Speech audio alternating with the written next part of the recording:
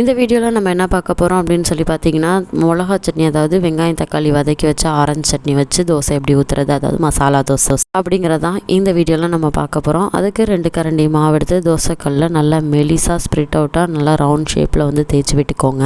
எவ்வளோக்கு எவ்வளோ உங்களுக்கு மெலிசாக வருதோ அவ்வளோக்கு அவ்வளோ நல்லா தேய்ச்சி விட்டுக்கோங்க. அதுக்கப்புறம் என்ன பண்ணால் ஓரளவுக்கு மீடியமாக வேகட்டும் தோசை ஓரளவுக்கு வெந்ததுக்கப்புறம் அந்த பால்ஸ்லாம் வந்ததுக்கப்புறமேட்டு என்ன செய்யணும் அப்படின்னு சொல்லி பார்த்தீங்கன்னா, நம்ம ரெடி பண்ணி வச்சுருக்கிற சட்னியை வந்து இந்த தோசையில் போட்டு இது பண்ணிக்கலாம். இல்லைன்னா அந்த தோசையை வச்சு இந்த சட்னி வச்சு சாதாரணமாகவே சாப்பிட்டுக்கலாம். நம்ம ரெடி பண்ண சட்னி தாங்க. வெங்காயம், தக்காளி, வரமிளகா, பூண்டு, தேங்காய், உப்பு, மிளகாய் இது மட்டும் வச்சு அரைச்ச சட்னி ரொம்பவே நல்லா இருக்குங்க.